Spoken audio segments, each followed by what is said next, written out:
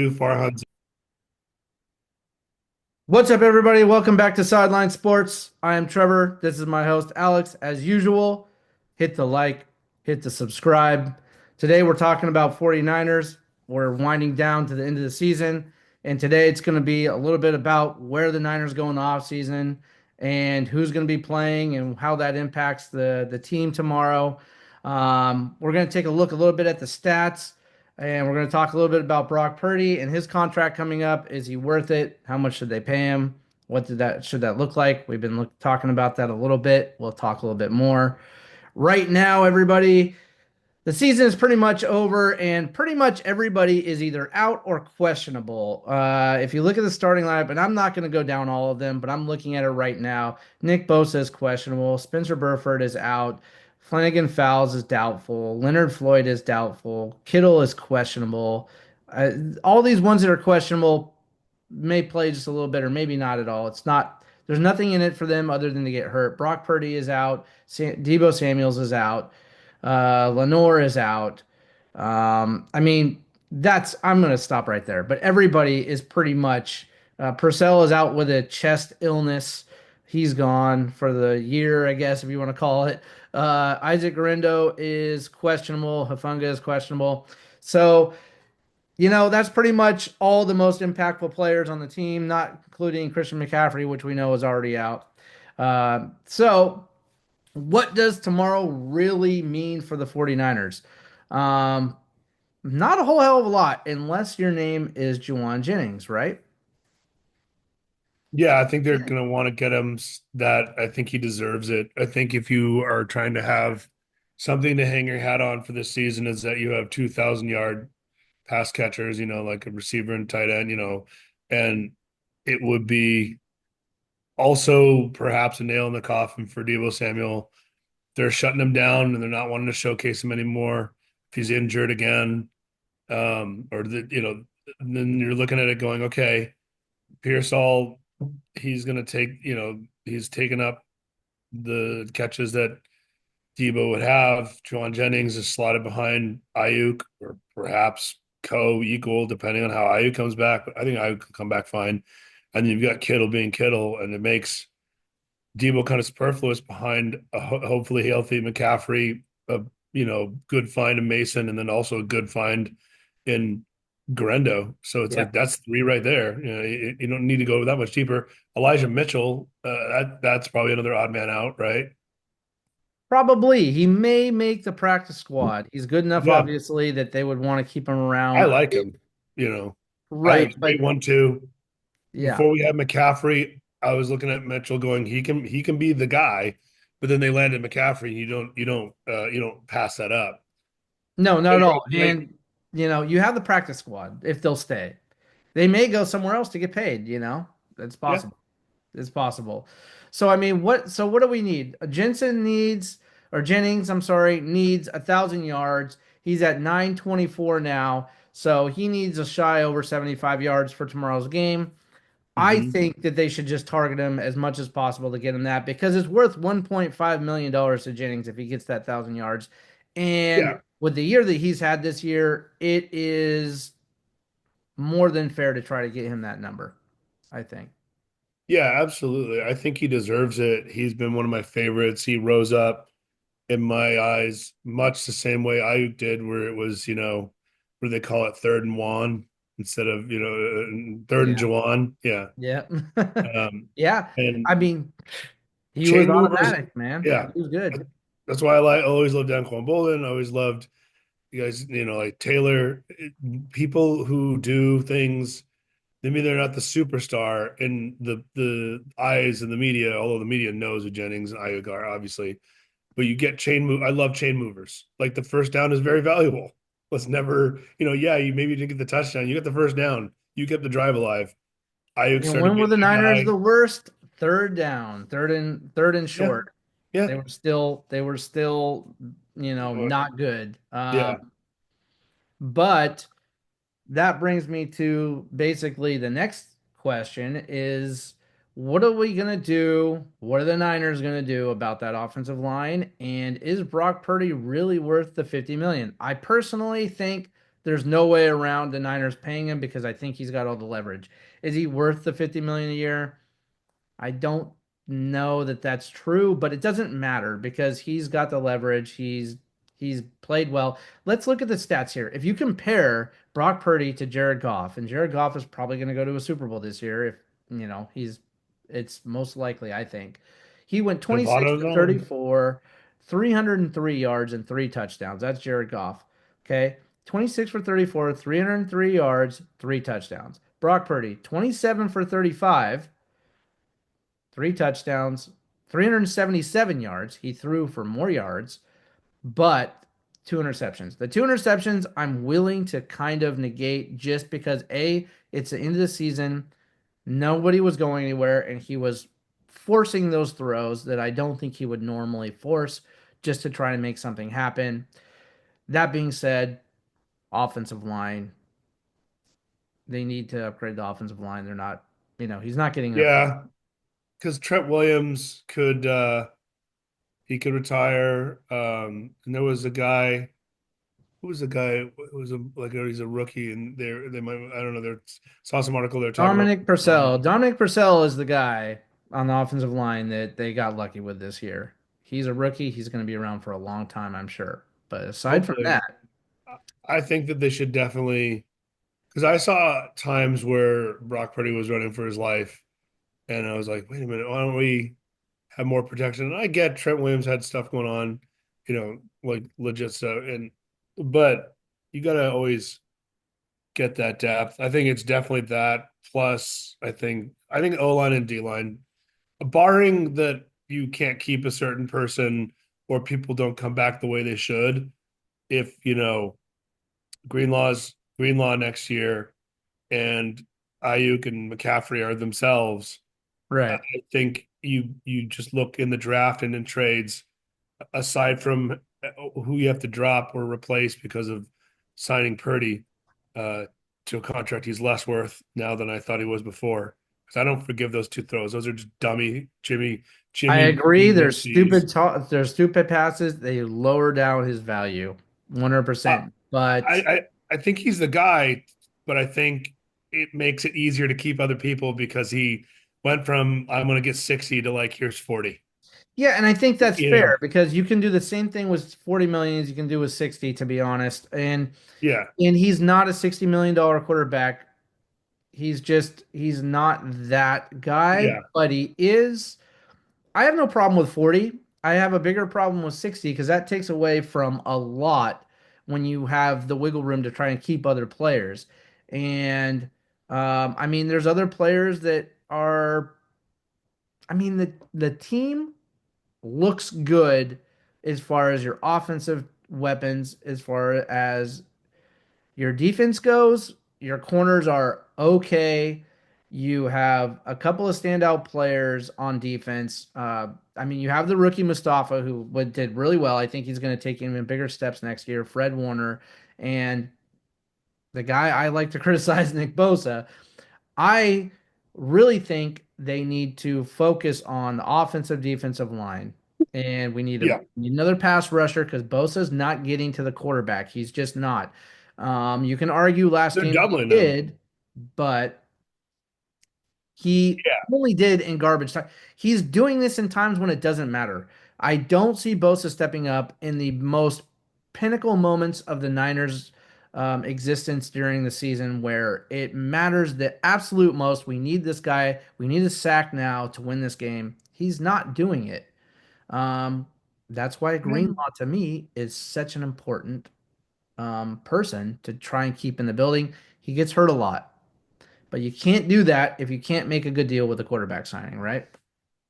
no, he gets signed, and I'm kind of a defender of Bosa because I think if we're giving Purdy a pass for missing a whole bunch of people, if everyone knows Michael Jordan doesn't have help, and they're before he gets Scottie Pippen, and it's like, well, Jordan's just not as good this year. It's like, no, Jordan can't. They're like, oh, triple team that dude, and I think they're doing that with Bosa because they're like, oh, you don't have a buddy, you don't have anybody else, and or a terrible scheme. Like I was talking to my friend, where's the Packers, and he was just like, look, it's either the scouting, if it's scheme, it's the defensive coordinator's fault. If it's the personnel, it's the scouting department, and or it could be the injury. So it's so hard because we can be so frustrated and point out what's bad, but Mhm. why it's bad is so shrouded in mystery that a whole bunch of people who maybe normally should get the boot, or we'd have more clarity on what their value was. It's hard to say. Like Purdy can get a pass, Yeah. Bosa can kind of get a pass, Shanahan and Sorensen, all these people can get a pass because it's like there are legitimately like half the team died.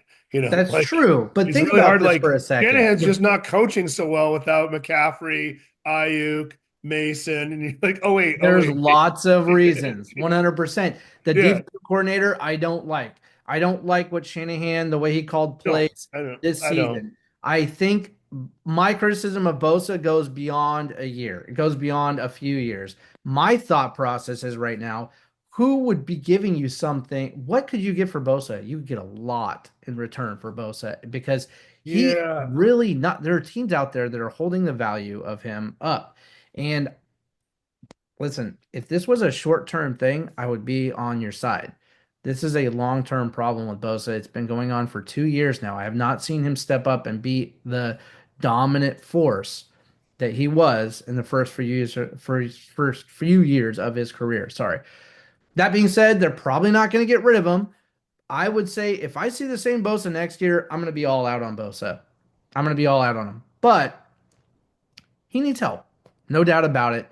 You're right about the fact that they're keying on Bosa and probably you know, for lack of a better word, I guess you could say double covering him because they have that other lineman shifting over and helping pushing Bosa off, and he's having a hard time getting to the quarterback sometimes. So I agree with you with that. There's well, a lot of things that need to be fixed, and because they're not going to the playoffs, those things can be addressed a little bit sooner, and they'll have more time to fix it though. one thing I would add is, you're saying it's been problems for 2 years running. Why do we have a new defensive coordinator this year? Because the last guy was trash, and a lot of games we should have blown people Well, out of no, the no, water no. in The the last playoffs guy last ended up year. at with the Jets. What? The last guy ended up with the Jets. Who? Sala. No, Sala wasn't our last coordinator. Who was the We had coordinator the guy who before went to the Sorensen? Texans, Oh, you're right. and You're then we totally had a right. guy Oh last year man, who you're was right. terrible, You're and then right. he got fired, and he straight up got fired. Like I think even during the playoffs, right? They just No, he canned got or fired after. But yeah. here's the thing: is this guy that much better? I would No, what I'm argue saying they're is both trash. no. I'm not. I'm saying they're both trash. But Yeah, that's been the last 2 years for Bosa. you're So you've right. had trash Okay. coordinators and then injuries. I'm not saying I wouldn't want him to step up because superstars always do. I'm Yeah. not negating your criticism entirely. I'm just devil's advocate saying if this year we Mhm. have, like you're saying you don't like the coordinator, I dislike the coordinator last year. Fair Intense. enough. There were some games that were like, and that was with all our guys. And it's like, why is this game close? Like, Yeah. why are they running scores up on us when we should be tightening the noose? Like Salah, I had criticisms about him. The guy, this is this is my sports expertise where I'm such a genius where I can't remember the dude's name. Who's the Texans head coach? Who's the Yeah, you Texans? had D'Amico Ryans. He was Yeah, after. that Yeah, guy was money. he was good. So Salah was great with the pass rush, but I kind of felt like they ran on us a little bit with him. Not that that it hurt us because he made Salah got us to a Super Bowl. It's just Yeah. there's a little bit of gambler in him, which is fine. It can work out. D'Amico was like this super well-rounded coordinator who's like, yes, I'm going to attack on the pass rush. Also, I'm not going to give up too much on the run. I And totally agree with you. I Yeah. was I was happy because he deserves a head coaching job. And you knew it was going to happen, but it was like Mhm. bleep, like Yeah. because it was just They like, better, the Niners better fix that running problem because I'm telling you, teams have keyed in on that this year and they know the Niners can't stop the run. If you look at the teams that like continue to run on the Niners, it's all bad. They bleed yeah, out. The Niners bleed out. They run all the way down the field and score a yeah, touchdown, and they take up the majority of a quarter to do it. So they're yeah. bleeding the clock. They're scoring a touchdown. They're doing things the Niners can't stop. So they need to take a look at that defense and definitely the defensive line. Definitely, well, we both agree on one thing: defensive line and offensive line Oh has yeah. to be addressed. Other than that, the injuries should go away with any luck in this offseason. I think we're going to see the Niners come back very strong next year. Now, I took a Yes. look at the Niners schedule, and the Niners schedule next year, call me crazy, seems lighter than this year. They have, I'm going to look it up right now, and I don't have it in front of me, so I'm going to, but they seem to, some of these, I mean, I can see the Niners getting into the playoffs very easily next year, especially if their injuries go away, because I think they're a playoff team this year if they don't have the injuries. So, I mean, let's see, 20, 25. 26. Let's see what their schedule is. Let me see if I can get it. Okay. So let me read this off, guys, because this is something that I look at and I lick my chops a little bit. Okay, the Arizona Cardinals, who are a tough team, we always have a hard time against them. I think then we go to Houston. I think Houston is beatable. Indianapolis is definitely beatable right after that. Then we got the Los Angeles Rams. We usually take care of business with them. We didn't last time, but it was over. New Orleans Saints, again, very beatable. Then we have the Cardinals again. Then we have the Rams. I think we can beat the Rams. Seahawks, I think that we can beat the Seahawks, but that's a tough game. Then you got Falcons, Panthers, Jaguars, and Titans. All four of those teams are definitely beatable. Then you have and then it goes on to I think a bye, Seahawks, Buccaneers.